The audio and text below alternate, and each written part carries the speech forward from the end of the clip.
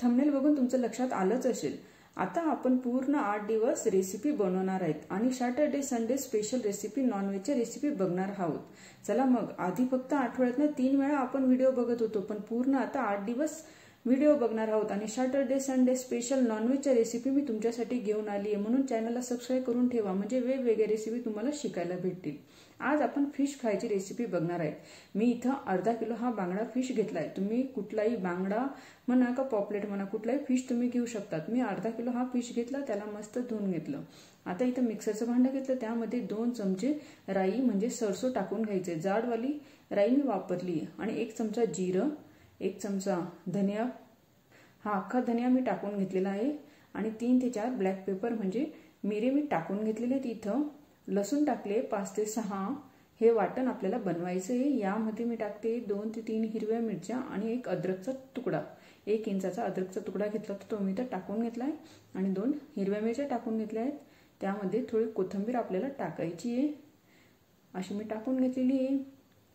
आता यामध्ये थोडं पाणी टाकून आपण याचं वाटण करून घेणार आहे, म्हणजे माशांना लावायला मस्त हे मॅरिनेटचं वाटण मी बनवून घेतलंय। हे बघा, आता मासे पण मस्त धुवून मी साफ करून घेतले होते। त्याला 1 छोटी चमची हळद, अर्धा चमचा लाल तिखट टाकून घ्यायचंय, मीठ टाकायचंय, अर्धा चमचा जिरा पावडर, अर्धा लिंबू घेतला होता तो पण इथं मी पिळून घेतला आहे। हे बघा, पूर्ण लिंबाचा रस मी इथं पिळून घेतला आहे आणि जे आपण वाटण बनवलं होतं ते इथं आपल्याला टाकून घ्यायचंय। हिरवी मिरची आणि कोथिंबीरमुळे मस्त हे जे मॅरिनेट होतील मासे, तर चव खूप छान येते या मासे फ्रायला। मग वेगळ्याच पद्धतीचे आपण आज हे मासे फ्राय बघणार आहेत। हे बघा, मी मस्त असे हे मिक्स करून घेतलेत। मीठ टाकायला विसरली होती मी, आता टाकून घेतलं मीठ आणि तर याला पूर्ण हे मिक्स करायचे आणि शक्य असल्यास 1 ते 1.5 तास यांना मॅरिनेट करण्यासाठी ठेवूया। पण माझ्याकडे जास्त वेळ नसल्यामुळे मी फक्त 10 ते 15 मिनिटं यांना मॅरिनेट करण्यासाठी ठेवणार आहे। हे मस्त असे मॅरिनेट झालेले आहेत। आता यांना आपण फ्राय करायला घेऊया। मी फक्त 15 मिनिटांसाठी मॅरिनेट केले। आता इथं पॅन ठेवला आहे, त्यामध्ये मोठे 2 चमचे तेल आपल्याला टाकून घ्यायचंय। तेल मस्त पूर्ण पॅनला मी लावून घेतलंय, म्हणजे मासे चिटकणार नाही म्हणून। आता हे मासे आपल्याला यावर ठेवून घ्यायचे। गॅसची फ्लेम मीडियम ठेवली आहे आणि हे पूर्ण मासे आपल्याला असे एक एक करत ठेवायचे, एकदम टाकू नका, नाहीतर एकमेकांना चिपकतील। हे बघा, मी असे मस्त तेल गरम झाल्यानंतरच ठेवा, नाहीतर मग पॅनला चिपकायला लागतात।